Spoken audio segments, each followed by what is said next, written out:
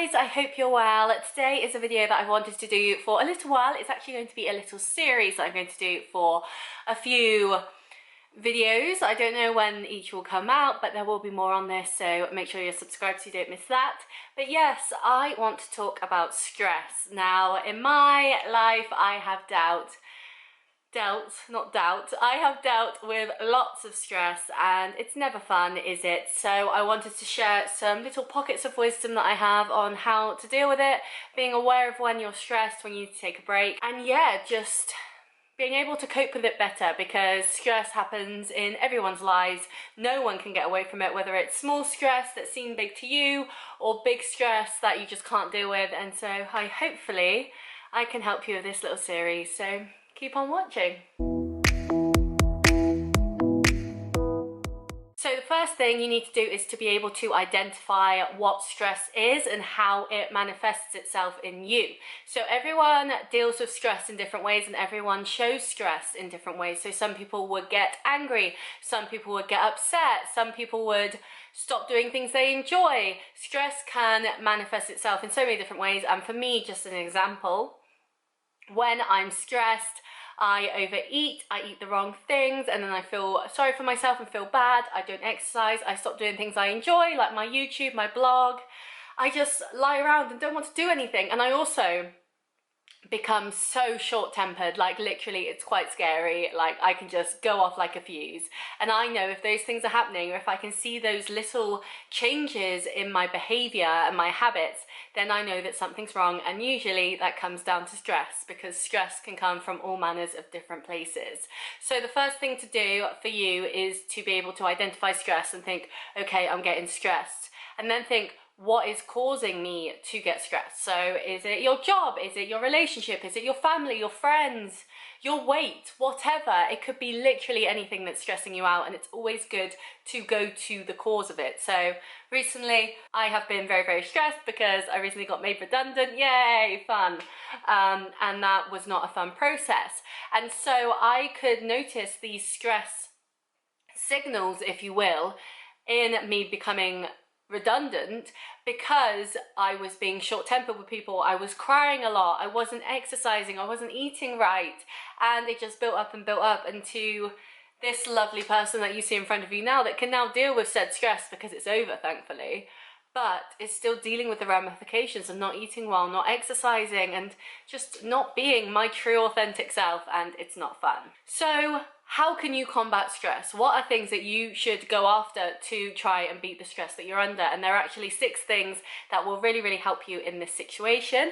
And that is supportive relationships, exercise, healthy sleep, nutrition, outside professional support, and mindfulness. And so I think you understand what most of these are. So of course, relationships is being able to talk to your friends and family about it, having people around you that will support you through what you're doing. Healthy sleep is making sure you're getting enough sleep and you're on a good sleep schedule so that it's repeatable, it's constant, you're not like getting 4 hours one night and then 10 hours the next. It's just a constant thing. Nutrition, fair enough. Eating right for your body, moving your body with the exercise. Exercise releases endorphins, as we know from Legally Blonde, and so that can be a really, really helpful thing for stress, because you're getting out, especially for me, you're getting out all this anger and sadness and upset and all this negative energy into something that's actually positive, and so that's absolutely incredible. Of course, as I said, with me dealing with stress recently, I didn't do that, but I know that it does help me. I am aware of that. I know I was making bad decisions then, and so now I can get back to it and feel my best self.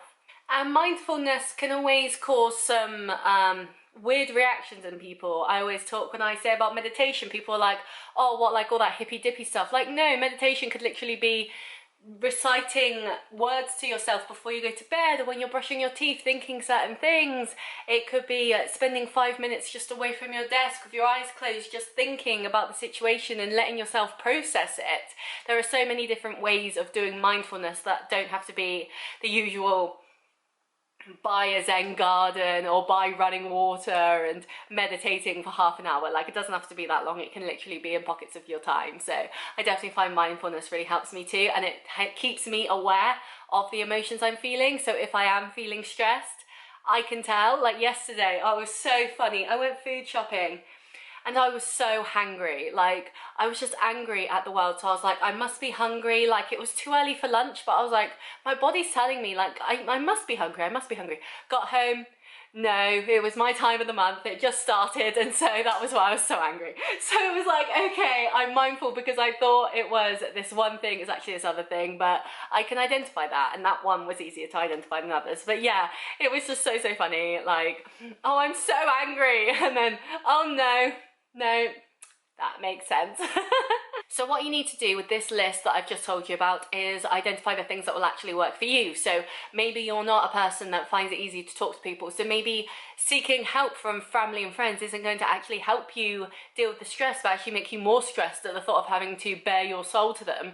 But writing things down might actually help. So you're not actually telling anyone, but you're still getting it out of your system. And that's where the mindfulness can come in, because you could start journaling every day. You could start talking to a camera or writing letters or whatever, but that's still getting it out there. It's still reflecting on how you're feeling.